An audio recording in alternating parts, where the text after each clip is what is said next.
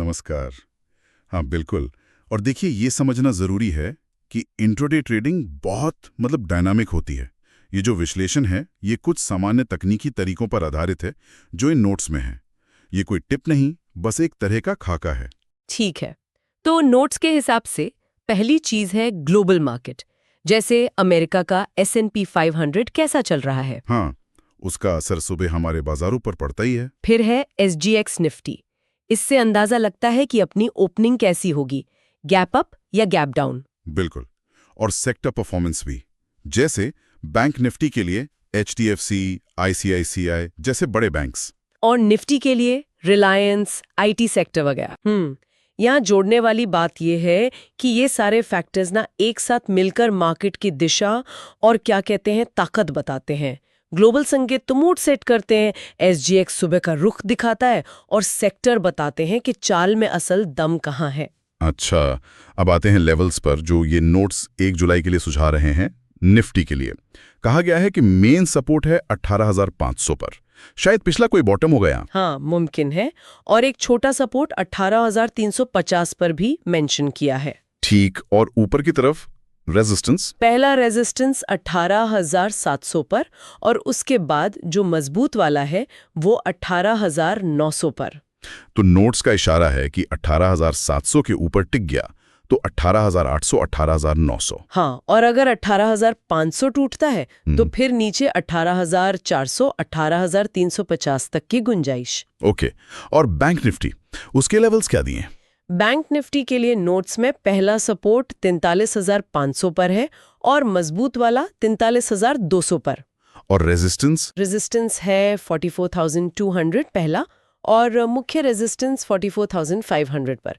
यहाँ भी वही लॉजिक है, 44,200 के ऊपर तेजी, शायद 44,400, 44,500 तक। और 43,500 के नीचे मंदी, मतलब 43,300, 43,200 तक। जी हाँ, नोट्स के अनुसार यही संभावना है। पर ये लेवल्स इतने खास क्यों होते हैं? क्या ये सिर्फ राउंड नंबर होने की वजह से है?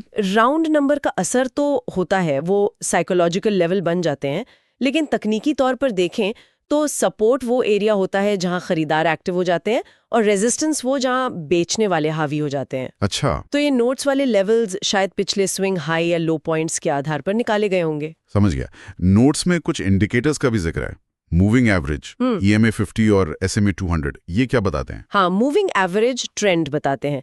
EMA 50 शॉर्ट टर्म ट्रेंड दिखाता है, थोड़ा तेजी से बदलता है, और SMA 200 लॉन्ग टर्म ट्रेंड। अगर कीमत इनके ऊपर है तो तेजी का संकेत, नीचे है तो मंदी का। ये खुद भी सपोर्ट रेजिस्टेंस का काम करते हैं। ठीक है।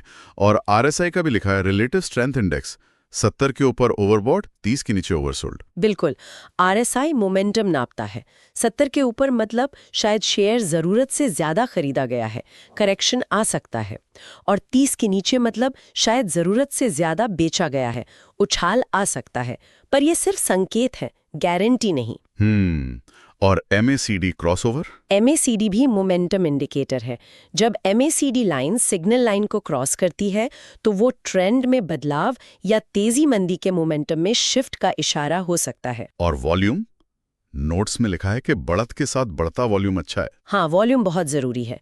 ये कंफर्म करता है अगर दाम बढ़ रहा है और वॉल्यूम भी बढ़ रहा है, मतलब ज्यादा लोग उस बढ़त में हिस्सा ले रहे हैं, वो मजबूत चाल है। और गिरावट के साथ वॉल्यूम बढ़े तो वो मंदी की पुष्टि करता है, मतलब बेचने वाले हावी हैं और गिरावट जारी रह सकती है।